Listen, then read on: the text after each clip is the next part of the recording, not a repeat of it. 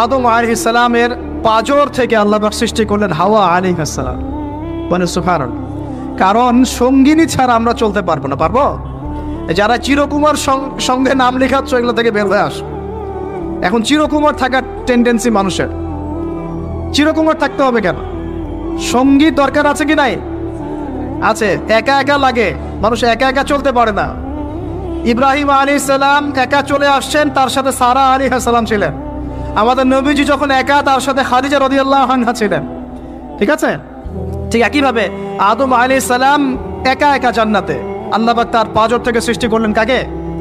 হাওয়া আলাইহিস সালাম। বলে রাখি, হাওয়া আলাইহিস সালাম ছিলেন পৃথিবীর সবচেয়ে সুন্দরী নারীদের একজন। দুজন নারীকে সবচেয়ে সুন্দরী বলা হয়। কয়জন? একজন হাওয়া আলাইহিস সালাম, আর একজন ইব্রাহিম আলাইহিস সালামের স্ত্রী সারা আলাইহিস সালাম। মনে থাকবে?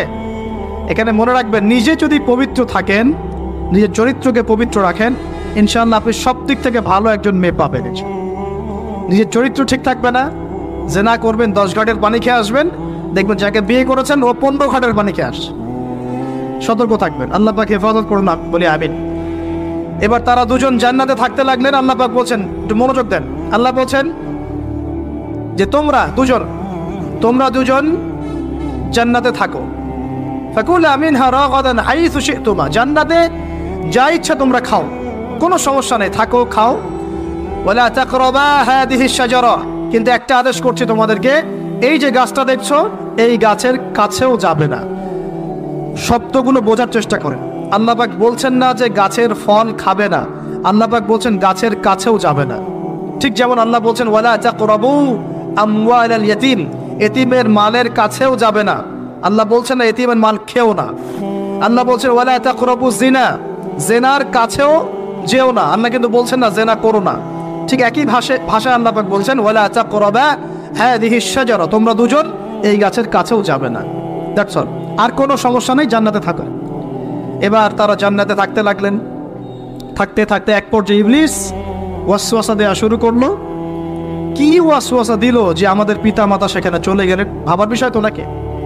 কি এমন বললো ইবলিস যে তা আমাদের পিতা মাতা রিসিভড হয়ে গেলেন? এই কথাটা আছে সূরা তাহায়। কোন সূরা? সূরা তাহা পড়ে দেবেন। আল্লাহ পাক বলছেন, ইবলিস আমাদের পিতাকে বোঝাচ্ছে, বলছে ইয়া আদম, হে আদম, হাল আদুল্লুকা, আমি কি তোমাকে জানিয়ে দেব, খবর দিব, আলা শাজারাতিল খুলদি ওয়া মুলকিন লা ইয়াবলা, এমন একটা গাছের কথা কি জানিয়ে দিব যেই গাছের কাছে গেলে বা তার ফল খেলে তুমি দুটো জিনিস পাবে, চিরস্থায়িত্ব পাবে, কোনোদিন মরবে না, আর বিশাল ক্ষমতার মালিক হবে। অন্য আয়াতে আসছে যে তোমরা ফেরেশতা হয়ে যাবে। এই দুটো কথা। তাহলে কি প্রলোভন দিল? চিরস্থায়িত্বের প্রলোভন এবং কি অমরত্বের প্রলোভন, অমরত্ব এবং ক্ষমতা। একটু মনোযোগ দেন। এই দুনিয়াতে যারা আল্লাহর পথ থেকে বিচ্যুত হয়ে গেছে, বেশিরভাগ এই দুইটার ফাঁদে পড়েছে। হয় ক্ষমতার ফাঁদে, না হলে দুনিয়ার এই যে মোহ, অমরত্ব, দুনিয়ার জীবন নিয়ে পড়ে থাকা, এই দুনিয়ার প্রেমেই মানুষ নিজের পথ হারিয়ে ফেলেছে। এই দুটোই হয়েছে। এক পর্যায়ে পিতা মাতা চলে গেলেন, ফল খেয়ে ফেললেন। যদিও ফল খাওয়ার কথাটা আছে, তারা গাছের কাছে চলে গেলেন। কি হলো গাছের কাছে যাওয়ার পরে? ফালাম্মা যাকাশ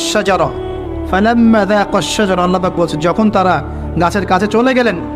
ভাই লক্ষ্য করেন, যখন তারা গাছের কাছে চলে গেলেন, প্রথম যে ঘটনা ঘটলো, বাদাত লাহুমা সাওআতুহুমা, তাদের যে কাপড় ছিল জান্নাতের কাপড়, গায়ে কাপড়টা থাপাস করে খুলে পড়ে গেল। এখানে যদি আপনার কাপড়টা খুলে যায় কেমন লাগবে? বা কেউ যদি জোর করে কাপড় আপনার খুলে ফেলে কেমন লাগবে? কেউ যদি 10 জন জোর করে ধরে আপনার কাপড় খুলে দেয় কেমন লাগবে? আপনি নিজের জীবনের চাইতে বেশি কাপড়টা ধরে রাখার দিকে মনোযোগী হবেন না? আমাদের পিতা মাতাকে শয়তান জান্নাতে ফেরেশতাদের সামনে নগ্ন করে দিল, কাপড় খুলে পড়ে গেল। তার মানে জান্নাতে আমাদের পিতা মাতাকে নগ্ন করেছে কে? ইবলিস। তাহলে দুনিয়াতে যারা এখন আমাদের গা থেকে কাপড় খুলতে চায়, বেপর্দায় চলতে চায়, পর্দাকে কুপ্রথা বলে, কুসংস্কার বলে, যারা বলে যে অশ্লীলতার বিপ্লব ঘটুক, পোশাকের কোনো বাধা ধরা নিয়ম না থাকুক, সবাই স্বাধীন, যারা নগ্নতা অশ্লীলতার প্রচার প্রসার চায়, যারা মুসলিমদের গা থেকে কাপড় খুলতে চায়, এরা তাহলে কার হয়ে কাজ করছে? যেই কাজ শয়তান করেছে জান্নাতে, ওই কাজই তারা করছে এখন জমিনে। কথা কি প্রমাণ করতে পারলাম? প্রথম দুর্ঘটনা কোনটা? প্রথম দুর্ঘটনা এটা নয় যে তারা আল্লাহর হুকুম আহকাম ত্যাগ করেছেন, আল্লাহকে অস্বীকার করেছেন, কুফরি করেছেন, শিরিক করেছেন, এগুলো হয়নি প্রথমে। সর্বপ্রথম দুর্ঘটনা হয়েছে গা থেকে কাপড় খুলে পড়ে গেছে, তাও জান্নাতে সবার সামনে। এবার আমাদের পিতামাতার কি অবস্থা চিন্তা করে, লজ্জাস্থান প্রকাশিত হয়ে গেছে। এবার তারা জান্নাতের গাছের পাতা ছিঁড়ে ছিঁড়ে ছিঁড়ে গা এই লজ্জাস্থান ঢাকা শুরু করলেন। এটা সূরা আরাফের মধ্যে আছে।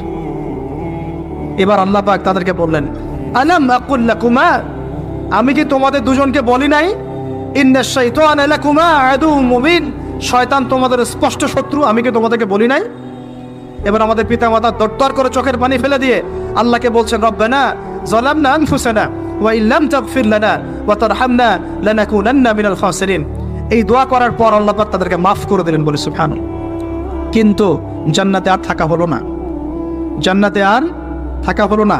আমরা অনেকে মনে করি এই ঘটনার কারণে হয়তো আল্লাহ পাক তাদেরকে নামিয়ে দিয়েছেন, এই কথাও ঠিক না। কেন ঠিক না? কারণ আল্লাহ পাক দুনিয়া সৃষ্টি করেছেন আগে, আর আল্লাহ আগেই মানুষ সৃষ্টি করার আগে আল্লাহ পাক বলেছেন দুনিয়াতে আমার খলিফা পাঠাবো। তার মানে দুনিয়াতে যে আদম আলাইহিস সালামকে পাঠানো হবে এটা আগে থেকেই লেখা ছিল, এটা পরীক্ষা। এবার নামিয়ে দিচ্ছেন আল্লাহ পাক, কুল নাহবিতু মিনহা জামিআ, তোমরা সবাই এখন নেমে যাও। কে কে নেমে যাও? আদম, হাওয়া, ইবলিস সব নেমে যাও। কোথায় নেমে যাও? দুনিয়াতে নেমে যাও। ফাইম্মা ইয়াতিয়ান্নাকুম মিন্নি হুদান, দুনিয়াতে তোমাদের কাছে আমার পক্ষ থেকে হেদায়েত আসবে। কি আসবে? হেদায়েত মানে আল্লাহর কিতাব এবং নবী রাসূল আসবেন। ফামান তাবিআ হুদায়া, যারা আমার হেদায়েতকে মেনে চলবে, ফালা খাউফুন আলাইহিম ওয়ালা হুম ইয়াহজানুন, তাদের কোনো টেনশন নাই, কোনো ভয় নাই। যে জান্নাত থেকে এসেছো ওখানেই ফিরে আসবে ইনশাআল্লাহ। কিন্তু ওয়াল্লাযীনা কাফারু ওয়া কাযযাবু বিআয়াতিনা, যারা আমার আয়াতকে মিথ্যা